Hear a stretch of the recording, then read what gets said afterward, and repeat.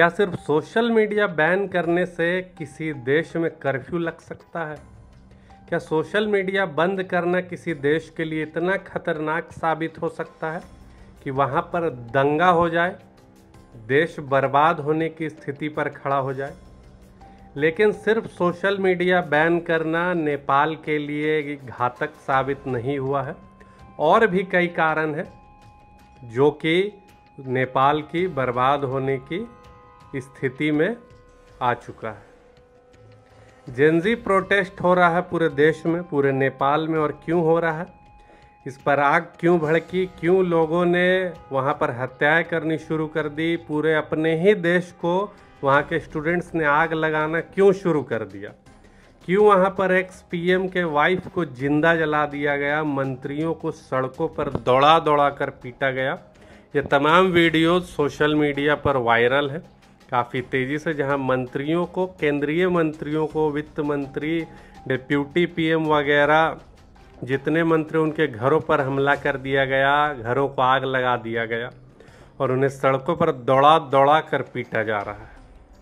वहाँ के संसद भवन, प्रेसिडेंट हाउस, प्रधानमंत्री का घर, सुप्रीम कोर्ट, इन सभी संवैधानिक जगहों को आग के हवाले कर दिया गया। कहा गया कि ये सब किसी काम का नहीं है। ये जेनजी प्रोटेस्ट इतना भयावह हो सकता था, वहाँ की सरकार ने, सेना ने या और भी किसी ने इसका अनुमान नहीं लगाया होगा कि ये इस तरीके से फैल जाएगा पूरे देश में। नेपाल के हर ज़िले में, हर स्टेट में ये आग बुरी तरह से फैल चुकी है।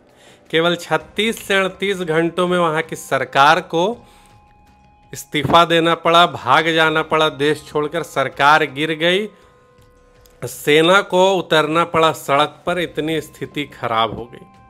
इसका हालांकि मेन कारण सिर्फ सोशल मीडिया नहीं है, भ्रष्टाचार, बेरोजगारी, भाई भतीजावाद सरकारों में जो होता आ रहा है, ये हर देश की, हर जगह की दिक्कत है।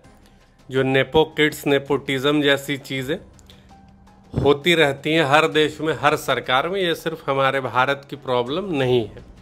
और शांति का प्रतीक माना जाने वाला नेपाल इतनी बुरी स्थिति में पहुंच जाएगा, ये कभी किसी ने नहीं सोचा था। इसकी शुरुआत हुई 4 सितंबर, जब ओली गवर्नमेंट ने सोशल मीडिया बैन कर दिया। करीब 26 प्लेटफॉर्म जो हम सभी आप चलाते हैं, यूट्यूब, फेसबुक, इंस्टाग्राम, व्हाट्सएप जैसे, और भी ट्विटर, एक्स, और भी कई तरह के platform, 26 platform, social media platforms को बंद कर दिया गया, बैन कर दिया गया।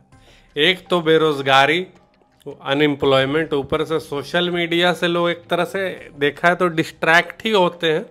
कोई बढ़िया चीज़ नहीं है जब तक इसका इस्तेमाल बढ़िया तरीके के लिए नहीं किया जा रहा है।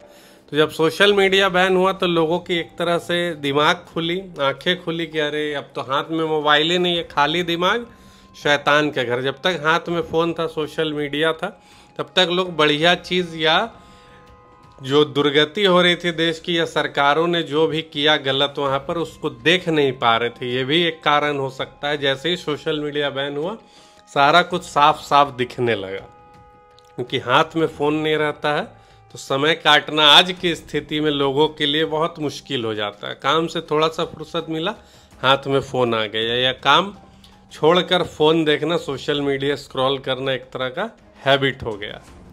लेकिन यही जो प्रोटेस्ट जब होने लगा सोशल मीडिया बैन होने के बाद, तो 8 सितंबर को काठमांडू में ये प्रोटेस्ट बहुत बड़ा रूप ले लिया। लेकिन वहाँ पर उन लोगों को समझाने के लिए कोई बढ़िया तरीका, मतलब कि पानी की बौछार वगैरह, लाठीचार्ज जैसी चीज़ों का इस्तेमाल ना करके सरकार ने फायरिंग का आदेश दे दिया। और फायरिंग का जब आदेश दे दिया तो नेपाल के जो स्टूडेंट, जो जेनजी किड्स बोलते हैं जिनको, यानी कि कम उम्र के 20, 25, 22, 23 इस तरह के जो स्टूडेंट्स थे वो प्रोटेस्ट कर रहे थे, सभी को वहाँ पर फायरिंग ओपन कर दिया गया और 20 लोगों को गोली लग गई। किसी के आंखों में गोली लगी, किसी के सीने में, किसी के पैर में, ऐसे करके लगभग 20 लोगों की मृत्यु हो गई। 20 स्टूडेंट्स ने अपनी जान गंवा दी और 300 लोग घायल हो गए उस फायरिंग में। जब ये बात पूरे देश भर में फैली कि स्टूडेंट्स को प्रोटेस्ट में गोली मार दी गई, जहाँ पर 20 लोगों की मौत हो गई और 300 लोग घायल हो गए। तब यहीं पर जाके लोग जो है यानी स्टूडेंट जो है उग्र हो गए कि फायरिंग क्यों किया गया, और भी तरीके से प्रोटेस्ट को रोका जा सकता था, समझाया जा सकता था। और तभी #ब्लडी शू नेपाल जैसी चीज़ें, यानी कि एक जूता जिस पर पूरा खून सना हुआ, वही स्टूडेंट्स में से किसी का था, जो पूरी तरह से उसकी तस्वीर इधर उधर लोगों ने दिखानी शुरू की, भेजनी शुरू की। शायद तब तक कुछ समय के लिए सोशल मीडिया बहाल कर दिया गया था विरोध को देखते हुए। तो #ब्लडी शू नेपाल जैसी चीज़ें वायरल हो गई, तो स्टूडेंट्स जो है और उग्र हो गए, और उग्र इतना हो गए कि फिर जगह जगह आग लगानी शुरू कर दी। और जिस अधिकारी ने ये आदेश दिया था कि गोली चला दो स्टूडेंट्स के ऊपर ताकि ये प्रोटेस्ट रुक जाए, उस अधिकारी की हत्या कर दी गई स्टूडेंट्स के द्वारा, प्रोटेस्टर्स के द्वारा। डिप्यूटी PM विष्णु को दौड़ा दौड़ा कर पीटा गया नेपाल की सड़कों पर। ऊर्जा मंत्री दीपक खड़गा के घर में हमला कर दिया गया, जहां रुपयों से भरा बैग मिला और रुपयों को पूरे सड़कों पर उड़ा दिया गया। PM शेर बहादुर देवबा के घर पर हमला कर दिया गया, उनकी वाइफ को जिंदा जला दिया गया। और एक जो पूर्व PM शेर बहादुर, उनको ही पीटा गया, उनके अंगरक्षकों से सारा जो हथियार है वो सब छीन लिया गया और सभी को पीटा गया दौड़ा दौड़ा कर।